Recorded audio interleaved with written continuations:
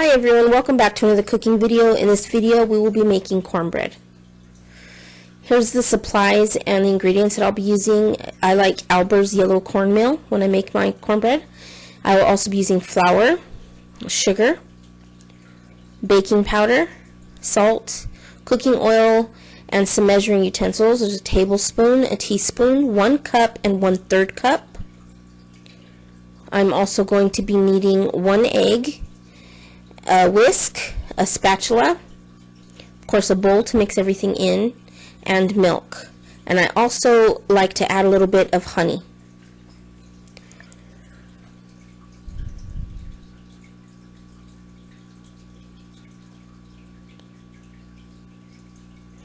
So here I have added in the dry ingredients, which is 1 cup of yellow cornmeal, 1 cup of flour, a 1/4 cup of sugar, which I forgot to grab that measuring cup out, but it was in my sugar container.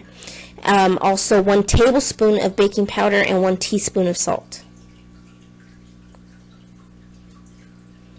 And I like to whisk that together just to get everything combined before I add the wet ingredients. It's a little hard to mix while I'm holding onto a camera, but I'm doing my best.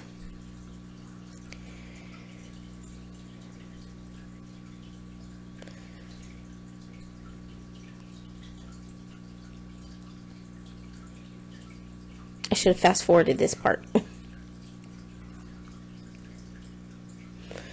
Okay, once that is combined, I am going to grab the pan out of my oven. This is a cast iron skillet that I have preheated for about 5 to 10 minutes. And now I want to let it sit on my stove for a few minutes to cool down just slightly before we end up using it. And of course the oven is set at 400 degrees. Okay, now we are going to use our wet ingredients. I made a mess there, but this is 1 cup of milk. I'm using 2%, and of course you can use whatever fat content percent of milk you want. The higher the fat content, the moister your cornbread will be. That was 1/3 cup of oil. I'm also using 1 egg. This is a spotted egg from our Well Summer chickens. That's why it looks like that. I like cracking my eggs into a separate dish first, and that is just to make sure that the egg is still good before I actually pour it into the mixture and risk contaminating it with a bad egg.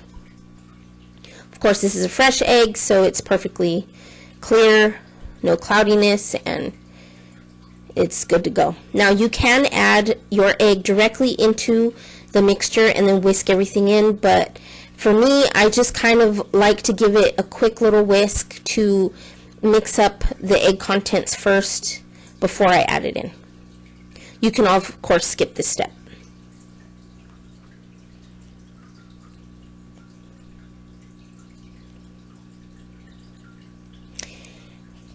Okay, and then now I am going to add in my honey, and I don't really measure it, I kind of eyeball it, but it's roughly 2 tablespoons.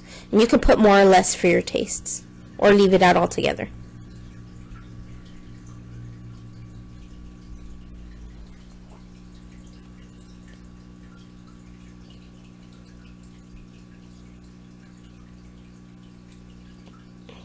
Okay, now just combine everything with the whisk. You do want to make sure that you are scraping the sides and the bottom of the bowl with that whisk. And now I am going to add 2 tablespoons of butter to my pan. The heat is going to melt it, so you just want to move them around and make sure that all of the bottom is coated with the melted butter. Needed some light. Just make sure you get all the sides. And I'll fast forward this part to kind of get through it. It took me a little bit of time.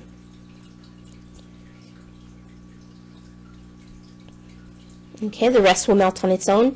Now I didn't finish mixing this off camera. It was easier without holding the camera. So now that that's thoroughly mixed, I am going to start to pour it into our pan. And of course we're going to need our spatula for this. Okay, and you just pour it right in the center, kind of like you would a cake. Make sure you get it all. It will level out on its own. Okay, and now we're just going to put it in the oven. Now I have mine off to the side. I have a double oven, which the top one is a little bit smaller, and I have a broiler in the center. So when I make a double batch, it rises so much that it touches the broiler, and this one is a single batch, but I've just gotten used to putting it off to the side. Setting a timer for 20 minutes, again at 400 degrees. Now here it's baked. You want to touch the center and make sure that it still feels soft but firm.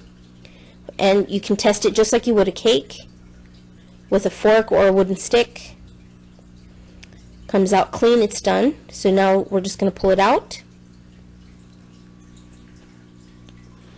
And immediately I'm going to put 1 tablespoon of butter on the top and use the tester fork to help me move that butter around. I want to get all of the sides so that the butter will melt and run down the sides of the cornbread. And of course, all of the top.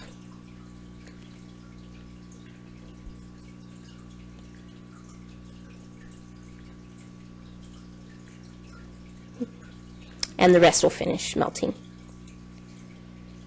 So I'm using this for chili beans, but when I eat the cornbread on its own, I do like to drizzle it with a little bit of honey. And now if you look here, the texture is slightly crispy on the bottom from the butter, and the top is moist and spongy. And so here I'm just going to drizzle a little bit of honey. This is how I like to eat it when I'm just eating a piece of cornbread by itself. But like I said, we use this one to eat with some chili beans that I made in my slow cooker, and which is right here. It's also a rice cooker and has a bunch of other functions. I cut the cornbread into just large squares, and we put it inside the bowl with the chili beans. Here's the picture. So I hope you guys have liked this recipe. Thanks for watching and tuning in, and I'll see you next time.